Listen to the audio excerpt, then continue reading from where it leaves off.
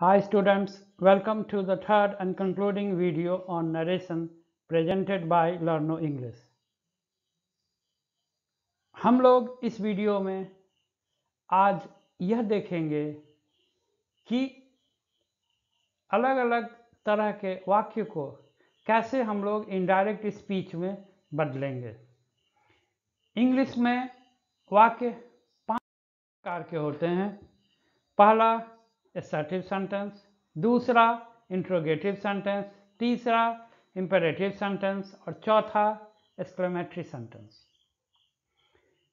हम लोग इस वीडियो में असर्टिव सेंटेंस को पहचानने का भी प्रयास करेंगे, इंट्रोगेटिव सेंटेंस किसको कहते हैं यह भी देखेंगे, इंपेरेटिव सेंटेंस किस प्रकार के वाक्य होते हैं और साथ ही साथ एक्सक्लेमेटरी सेंटेंसेस को कैसे हम लोग इनडायरेक्ट में बदलेंगे। इन सारे चीज़ों के बारे में हम लोग डिटेल्स में देखेंगे। वीडियो के फर्स्ट हिस्से में या पार्ट 1 में और पार्ट 2 में मैंने जितने भी एग्जाम्पल लिए हैं सभी असर्टिव सेंटेंस के ही हैं। इस वीडियो में भी शुरुआत हम लोग असर्टिव सेंटेंस से ही करेंगे। हम लोग असर्टिव सेंटेंस में डैट लगाते हैं, जैसे Geeta said Hari has kicked the ball. इसको जब हम लोग चेंज करेंगे तब यह हो जाएगा Geeta said that Hari had kicked the ball. यहाँ हम लोग डैट लगाए, डैट इसीलिए लगाए क्योंकि ये असर्टिव सेंटेंस था। हरी हैज किक्ड द बॉल ये जो है प्रेजेंट परफेक्ट है, तो हम लोग इसको जो है हरी हैड किक्ड द बॉल कर दिए, मीन्स प्रेजेंट परफेक्ट को हम लोगों ने पास्ट परफेक्ट में बदल दिया। लेकिन इस चीज को भी ध्यान में रखना है कि रिपोर्टेड स्पीच जो है वो पास्ट टेंस में है, गीता सेड। लेकिन यदि रिपोर्टेड स्पीच प्रेजेंट टेंस में है या फ्यूचर टेंस में है तब हम लोग क्या करेंगे, ये हम लोगों को पहले वीडियो में वो मिलेगा। Honey says I am going to Ranchi today.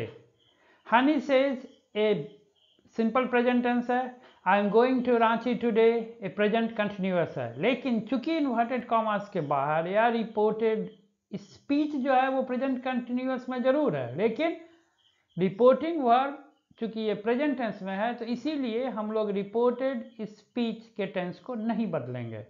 मतलब हनी सेज वैसा ही रहेगा, हम लोग दैट लगाएंगे। She is going to Ranchi that day. एक और उदाहरण देखिए, सनी विल से शीला किक द बॉल। ये जो है फ्यूचर टेंस में है, यहां पर भी हम लोग रिपोर्टेड स्पीच के टेंस को नहीं बदलेंगे। ये हम लोग का फर्स्ट रूल था जिसको हम लोग पहले वीडियो में विस्तार से देखे थे। तब हम लोग जब इसको बदलेंगे तो ये भी वही रहेगा, Sunny will say that Sheela kicked the ball. अब हम लोग देखते हैं कि यदि प्रश्न हो तब हम लोग कैसे इनडायरेक्ट में बदलेंगे। एग्जाम्पल देखिए, Geeta said are you coming tomorrow. यहां पर इस चीज को भी ध्यान में रखना है कि प्रश्न का जवाब हाँ और ना में मिलेगा कि नहीं। इस प्रश्न को देखिए, are you coming tomorrow, yes या फिर नो। तो यदि प्रश्न का जवाब हाँ और ना में मिले तब हम लोग इफ या फिर वेदर लगाते हैं। जैसे जब इस सेंटेंस को हम लोग चेंज करेंगे तब हो जाएगा Geeta asked if I was coming the next day. यहां पर इस बात का पूर्ण रूप से ध्यान रखना है कि प्रश्न का जवाब यदि हाँ और ना में मिले तभी हम लोग इफ और वेदर का यूज करेंगे, वरना हम लोग इफ और वेदर का यूज नहीं करेंगे। बहुत से प्रश्न होते हैं जो कि अलग शब्दों से शुरू होते हैं या जिसका प्रश्न का जवाब हाँ ना में नहीं होता है, जैसे व्हाट से शुरू होने वाले प्रश्न, वेयर से शुरू होने वाले प्रश्न, हु, हुज, हाउ, ये सभी जो हैं इंफॉर्मेशन क्वेश्चंस हैं। तो इसमें जो है हम लोग इफ और वेदर नहीं लगाते हैं। जैसे इस एग्जाम्पल को देखिए, When does she come here? said Harry. इसको जब हम लोग बदलेंगे तब हो जाएगा Harry asked when she came there। और एक चीज का और ध्यान रखना है, जब कभी भी हम लोग डायरेक्ट स्पीच को इनडायरेक्ट में बदलते हैं तो क्वेश्चन को भी हम लोग असर्टिव सेंटेंस में ही चेंज कर देते हैं, इसीलिए लास्ट में देखोगे फुल स्टॉप ही रहेगा। अब हम लोग एक्सक्लेमेटरी सेंटेंस को देखते हैं। एक्सक्लेमेटरी सेंटेंस में भावना, इमोशन, फीलिंग, चाहे वो किसी भी तरह का फीलिंग हो, खुशी का हो, सौरो का हो, एडमायरेशन हो, सरप्राइज हो, या फिर इंटरजेक्शन से जो है हम लोग बाल्टी भर जो है फीलिंग और इमोशंस उसमें उधेल देते हैं, जैसे ओह, आह, एलास, हुर्रे, वाव।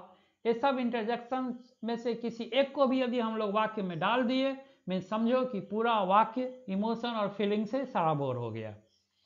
तो ऐसे वाक्य को जब हम लोग बदलेंगे तो हम लोग सेड के बदले एक्सक्लेम्ड विथ करेंगे। विथ के बाद हम लोग देखेंगे कि जो इमोशन है, फीलिंग है, वो किस चीज का है, खुशी का है कि गम का है कि आश्चर्य का है कि शोक का है, और उस हिसाब से हम लोग उसको विथ के बाद लिखेंगे और फिर हम लोग डैट लगाएंगे।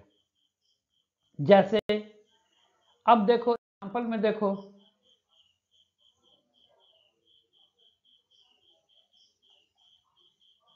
कोई भी एग्जाम्पल तुम लेकर करके देखो। The leader said alas I lost election. इसको जब हम लोग चेंज करेंगे तो the leader exclaimed with sorrow, यहां पर ग्रीफ भी हो सकता था, that he had lost the election. फिर दूसरा एग्जाम्पल देखो, he said what a lovely site. इसको जब हम लोग बदलेंगे तब ये हो जाएगा he exclaimed with admiration that that was a lovely site.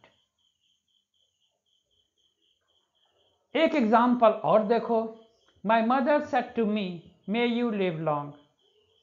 इसको जब हम लोग चेंज करेंगे तो ये तो प्रार्थना ही है, तो यहां पर हो जाएगा my mother prayed that I might live long. तो हम लोग एक्सक्लेमेटरी सेंटेंस को इस तरह से बदलेंगे।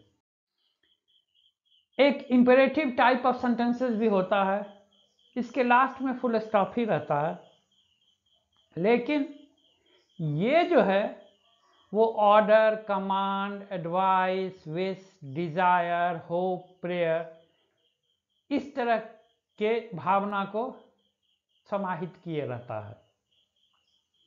तो ऐसे में जो हम लोग का सेड शब्द है उसको हम लोग चेंज कर देते हैं टेल में, रिक्वेस्ट में, सजेशन में, परमिट, आस्क, एडवाइस, इन सभी में से जो है हम लोग जैसा भावना उस रिपोर्टेड स्पीच का रहा उसके अनुरूप ही हम लोग इसको सेड के बदले बदल देते हैं।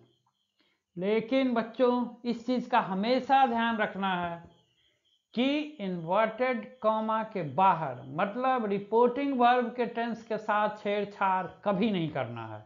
यदि उसके साथ छेड़छाड़ किया मीन्स सब कुछ गुड़ गोबर हो गया। वैसे सीबीएसई के क्लास 9 और 10th के एग्जाम में तुम्हें रिपोर्टिंग वर्ब के साथ छेड़छाड़ करने का मौका मिलेगा ही नहीं, क्योंकि इसमें तो दो लोग जो हैं आपस में बातें करते हैं और तुम्हें जो है वो कन्वर्सेशन एक पैराग्राफ के रूप में उसको वो फिल इन द ब्लैंक्स रहता है, जहां पर कि तुम्हें चेंज करके वो लिखना रहता है, इसीलिए इसका स्कोप तुम्हें वो नहीं मिलेगा। लेकिन इस चीज को हमेशा ध्यान रखना है, इन्वर्टेड कॉमास के बाहर या रिपोर्टिंग वर्ब को कभी भी हम लोग चेंज नहीं करेंगे। यदि हम लोग को सेड लिखना है या सेड है यदि, तो हम लोग पास्ट फॉर्म में ही रिक्वेस्टेड कर देंगे या टोल्ड कर देंगे या सजेस्टेड कर देंगे। ऐसा नहीं है कि हम लोग सेड के बदले जो है प्रेजेंट टेंस में उसको जो है रिक्वेस्ट कर देंगे, तब गलत हो जाएगा। यहां पर हम लोग जो है टू का यूज अक्सर किया करते हैं, जैसे she said get out of my way. इसको जब हम लोग बदलेंगे तब हो जाएगा she told me to get out of her way. हम लोग इंपेरेटिव सेंटेंसेस के और एग्जाम्पल को देखते हैं।